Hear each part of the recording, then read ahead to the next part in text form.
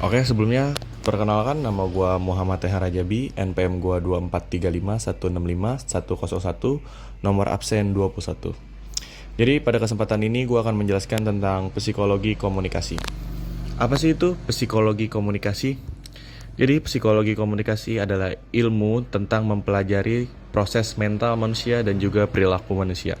Jadi pada kesempatan ini psikologi komunikasi itu mengajarkan kita tentang bagaimana kita mencoba berkomunikasi dengan teman-teman kita yang sedang dalam keadaan emosi ataupun sedih dan juga senang. Jadi kita tuh bisa mengekspresikan atau bisa ikut serta kepada teman-teman kita yang sedang emosi. Jadi kita bisa menghandle bagaimana caranya seperti itu.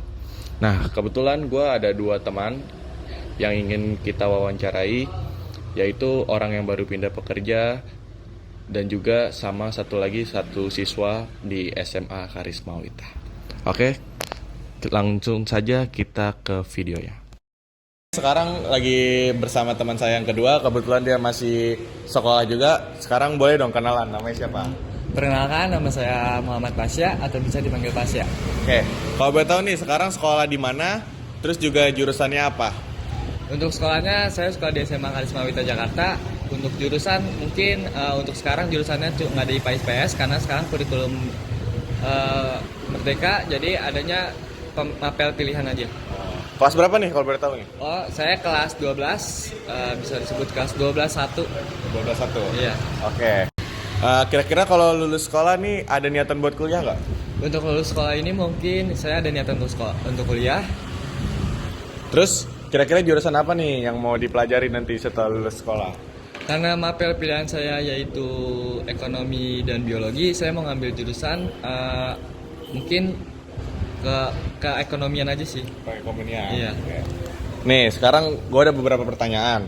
Jadi yang pertama, kalau ada guru yang menjelaskan materi, apa yang bikin kamu cepat paham?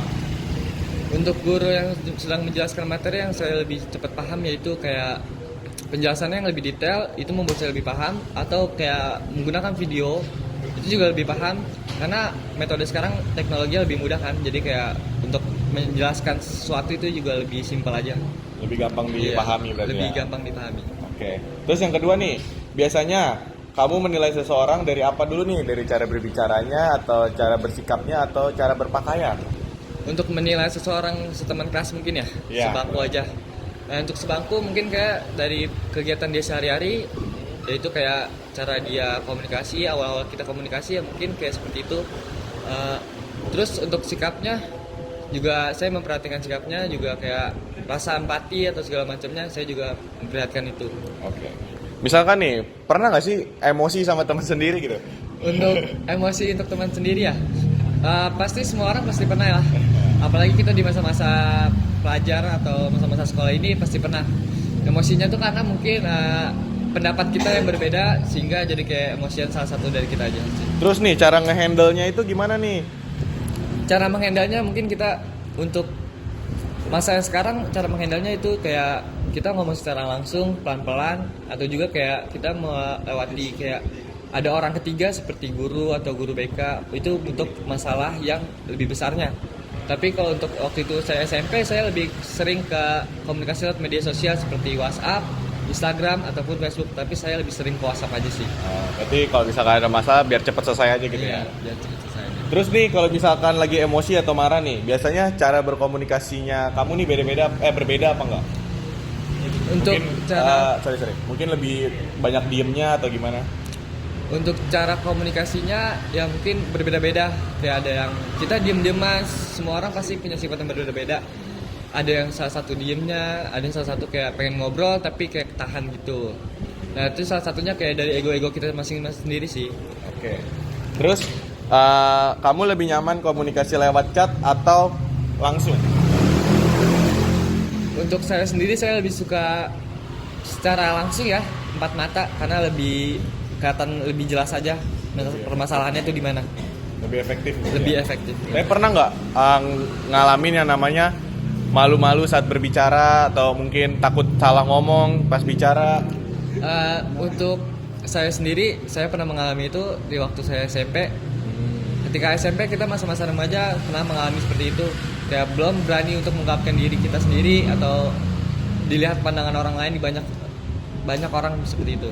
Terus gimana nih cara ngehandle kecemasan yang ada di dalam diri nih? Mungkin yang pas SMP lu lebih sering takut lah untuk mengungkapkan apa yang ada di dalam hati lu, kayak pikiran lu. Nah, terus sekarang SMK lu mungkin berani buat ngomong secara langsung. Gimana tuh caranya biar bisa berubah gitu, biar nggak orang mengalami kecemasan dalam dirinya? Cara menghandlenya itu kayak dari fase ke fase pasti ada kan cara menghandlenya. Jadi pas waktu saya SMA tuh saya lebih banyak mempresentasikan aja sih. Berani mempresentasikan, kayak kalian punya tugas PPT dari guru kalian, disuruh kalian buat PPT, kalian mempresentasikannya kayak pertanyaan dari mahasiswa yang lain atau siswa-siswa yang lain, kalian jawab. Itu lebih simpel sih, kayak gitu aja. Nah, terus selanjutnya nih, ada nggak sih orang yang paling berpengaruh yang bisa ngerubah dari komunikasi lo yang mungkin bisa dibilang buruk menjadi lebih baik gitu? Mungkin ada yang ngasih saran atau gimana gitu? Oh, untuk yang pertanyaan seperti ini mungkin kayak lebih menjawabnya seperti, untuk orang-orang seperti ini ya pasti ada lah, kayak guru kita meyakinkan bahwa diri kita bisa gitu, pasti ya ada bisanya. Jadi nggak semua hal yang kalian tahu itu nggak bisa, pasti bisa kok kalau kalian berani. Oke, mungkin dari gue cukup beberapa pertanyaan untuk siapa? Pasya ya? Kasih ya. Oke, thank you ya Pasya ya. Ya sama-sama. Oke, jadi malam ini saya lagi sama teman saya, kebetulan dia baru pindah pekerjaan. Kalau boleh tahu namanya siapa sih, Bang? Nama saya Muhammad Zalfa. Pekerjaannya saat ini tuh apa, Bang? Untuk saat ini saya bekerja menjadi resepsionis. Resepsionis ini di kafe-kafe atau di hotel-hotel, Bang? Di hotel kebetulan. Hotel mana tuh kalau boleh tahu? Hotel Taswid Simatupang. Oh, Simatupang, dekat Fatmawati berarti ya? Iya. Kalau boleh tahu nih, kerjaan sebelumnya sebelum jadi resepsionis tuh apa, Bang? Saya kerja di gudang. Gudang? Iya. Gudang di mana tuh, Bang? Gudang di Kota Halim. Gudang paket berarti? Iya. Oh, gudang paket. Nah, kalau boleh tahu kenapa sih alasannya pindah dari gudang ke hotel? Alasan pindahnya mungkin lingkungan kerjanya. Apa? Lingkungan kerja. Oh, lingkungan kerja. Terus apa lagi, Bang? Ya, Dari jam mungkin?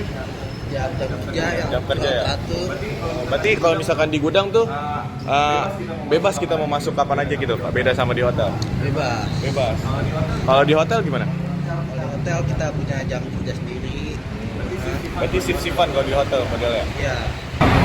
Terus kenapa sih bisa pindah? Sedangkan kalau menurut saya, setahu saya nih Bang ya, kalau misalkan mau pindah, kalau mau masuk ke daerah hotel tuh harus punya basic gitu Bang.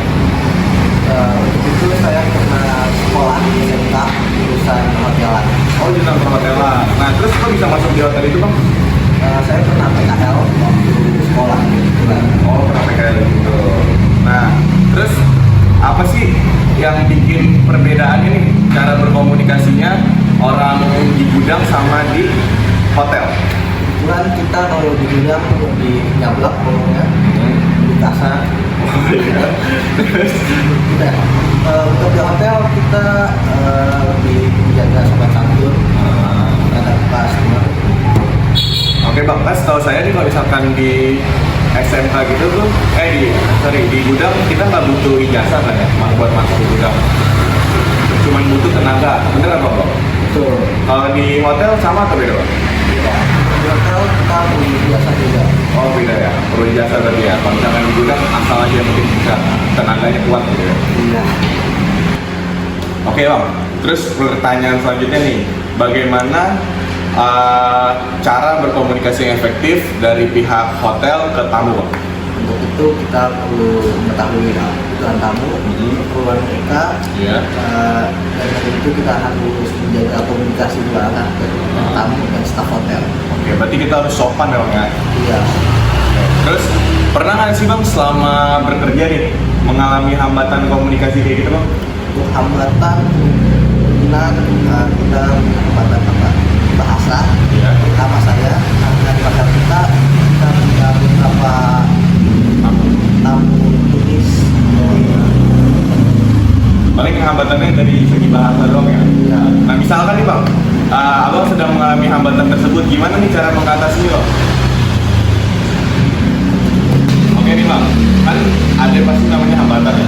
Bagaimana nih cara hambatan tersebut tidak bisa terjadi gitu? Atau bisa kita handle lah hambatan tersebut?